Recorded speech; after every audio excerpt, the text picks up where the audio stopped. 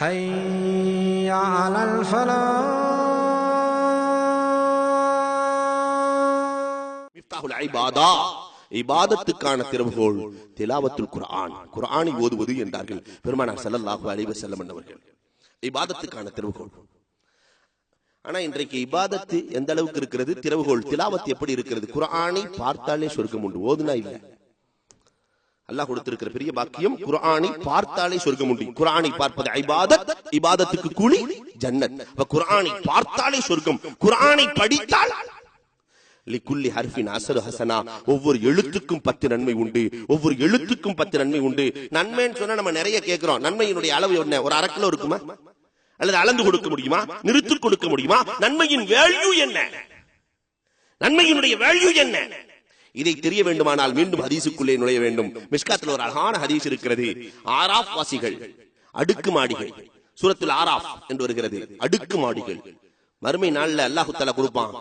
அடுக்குமாடிகள், அதுல யார் இருப்பார்கள்? நன்மை பாதி தீமை பாதி செய்தவர்கள் இருப்பார்கள். 50-50%. நன்மை பாதி தீமை பாதி சரியா செஞ்சவங்க. அவங்களுக்கு சொர்க்கத்தையும் கொடுக்க முடியாது, நரகத்தையும் கொடுக்க முடியாது. இப்ப அவர்களுக்கு ஒரே ஒரு நன்மை கிடைச்சா, ஒரே ஒரு நன்மை கிடைச்சா சொர்க்கத்துக்கு போயிருவாங்க.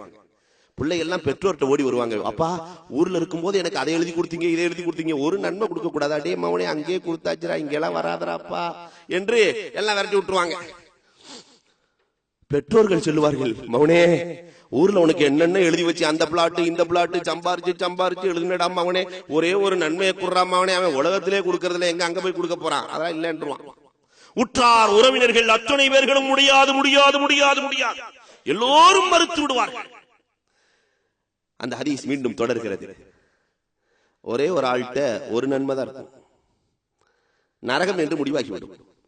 ஒரு நன்மை வச்சுக்கிட்டு எதுக்கு நரகத்துக்கு போவானே, யாருக்காவது கொடுத்தலான்னு ஒரு நன்மை இருக்கிறது, யார் வாங்கிக் கொள்வது என்று கேட்க அடுக்குமாடியில் இருக்கிற அத்தனை கோடி பேர்களும் ஓடி வருவார்களாம். அது எனக்கு வேண்டும், எனக்கு வேண்டும், எனக்கு வேண்டும். ஒரு நன்மை இருந்தா சொர்க்கத்துக்கு போயிடலாமே, எனக்கு வேண்டும், எனக்கு வேண்டும். யாரோ ஒரு ஆளுக்கு கொடுத்துருவார். ஹதீஸ் தொடர்கிறது. அல்லாஹ் ரப்புல் ஆலமீன் கேட்பான், இந்த ஒரு நன்மையை தர்மம் செய்தவன் யாரடா? அவனை முதல்ல பிடிச்சி சொர்க்கத்துல போடுமா.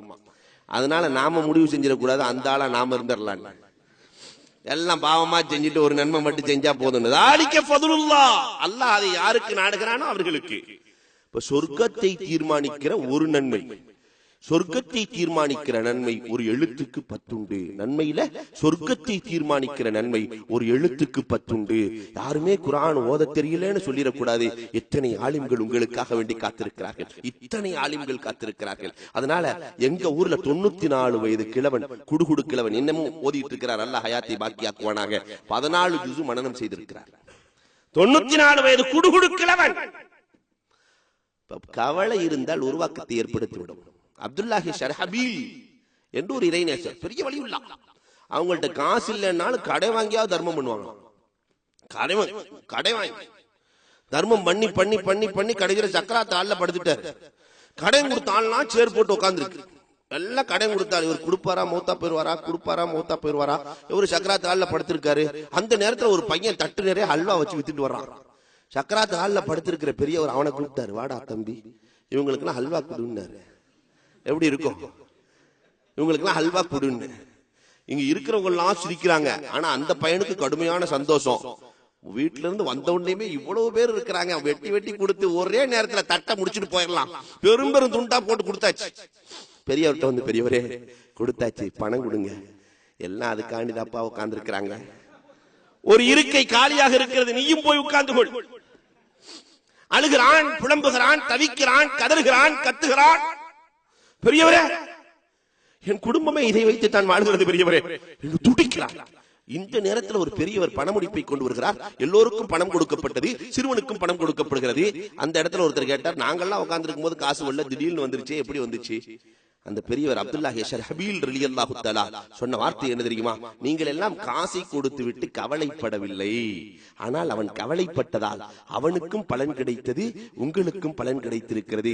இன்றைக்கு ஒரு பள்ளி நடக்கிறது என்று சொன்னால் யாரோ ஒருவரின் கவலை, அதனால் அவர்களுக்கும் பலன், மற்றவர்களுக்கும் பலன். இங்கு இவ்வளவு பெரிய விழா, அதுவும் இந்த அபுதாபியில நடக்குதுன்னு சொன்னாக்கா யாரோ ஒருவரின் கவலை, அதனால் அவர்களுக்கும் பலன், மற்றவர்களுக்கும் பலன். ஒரு குடும்பம் நடக்க வேண்டுமானால் யாரோ ஒருவரின் கவலை, அதனால் அவர்களுக்கும் பலன், மற்றவர்களுக்கும் அவர்களுக்கும் பலன். இதை போன்று எனக்கு குர்ஆன் ஓதத் தெரியவில்லையே, எனக்கு மௌலிதை ஓதத் தெரியவில்லையே, அண்ணல் பெருமானாரை புகழத் தெரியவில்லையே, ஸலவாத் எனக்கு ஓதத் தெரியவில்லையே, ஸலாத்தை எப்படி நான் அறிந்து கொள்வது, எப்படி தொழுகையை புரிந்து கொள்வது என்று கவலைப்பட்டால் இந்த கவலை பெரும் உருவாக்கத்தை ஏற்படுத்துவது.